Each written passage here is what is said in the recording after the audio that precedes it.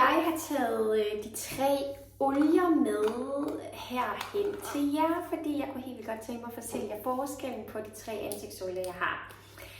Jeg ved, der er nogen, der vil sidde derude og tænke, ansigtsolie eller olie generelt, det er bare ikke noget for mig og min hud. Men så vil jeg våge at påstå, at det er, fordi du ikke har brugt de rigtige olier. Fordi der er rigtig meget hudpleje, som bruger nogle olier, som jeg ikke synes er helt ideelt til huden. Fordi de kan fedte, de kan tilstoppe huden, de kan lave bumser og gøre hudorme værre. Men hvis man bruger nogle ansigtsolier, som har et lavt indhold af det, der hedder oliesyre, så er det faktisk ret fantastisk til alle hudtyper. Alle hudtyper har brug for fugt, og de har brug for fedtstof. Fugtdelen, det må jeg fortælle om en anden del, men fugt, det er alt det vandholdige, det er fugtmasker, det er fugtserumer, det er mist. Alt det, der sådan er vandet eller sådan geléagtigt, det er det, der er rigtig meget fugt i. Det, der så er fedtstof, det giver måske sig selv, men det er alle olierne. Og din hud har både brug for fugt og fedtstof, og det har den også indefra.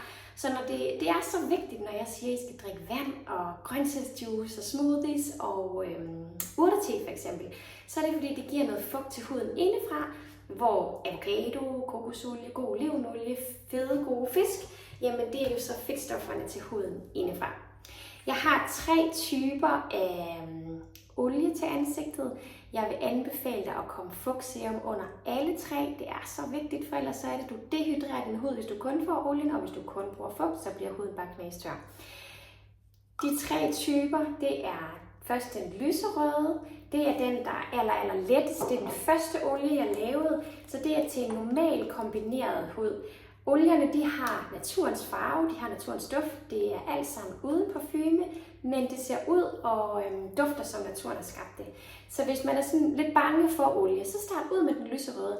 Brug 2-4 dråber i hele ansigtet og halsen, og så er det igen til normal kombineret hud, til bumser, til hudorme, så er det den lyserøde olie, man vælger. Har man mere sådan en tør, sart hud, tænker mere over linjer og rynker, så er det glød olie, man vælger. Den er enormt reparerende. Den har rigtig meget havtorn i sig. Det er absolut en af de dyreste olier, man kan få, men den er saftsus også god. Så den har sådan en ret flot gylden farve, så den giver både her nu noget glød, men den virker altså også reparerende på hudtonen i huden. Det er en lidt federe olie, men det er bare så vigtigt, at den ikke er fed eller fedtende. Det er den på ingen måde. Den giver bare lidt mere. Den sidste, det er vores ansigtsbalm, og den er absolut en af mine favoritter. Jeg bruger alle 3 lidt efter årstiden, lidt efter hvordan min hud har det, hvor tør jeg synes den er, eller om jeg har lidt bumser, så vælger jeg altid den lyserøde. Ansigtsbalmen, det er sådan helt smøragtig konsistens. Der er ingen konservering i alle olierne. Det er det, der er ret fedt ved olier, det er, at det ikke behøver at konserveres.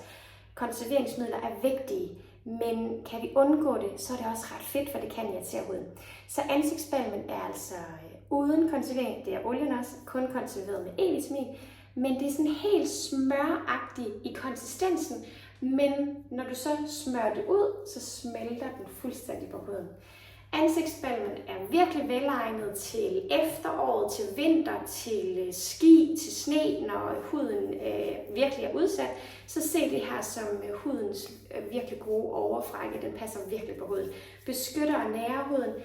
Men igen, når det er en balm, virker det faktisk en lille smule mere tørt på huden. Så jeg har rigtig mange, der er bange for olie, der faktisk går med den her. Men der vil jeg sige, at det er dig, der har sådan lidt en sensitiv hud. Du er måske lidt rødlig hud. Du reagerer måske på kulde varme. Så er den altså fantastisk. Eller den her tørre hud. Jeg har også rigtig mange, der bruger den til natten for at give lidt mere. Og så en af olierne til om dagen. Jeg håber, det giver mening, og ellers så må du altid skrive til mig.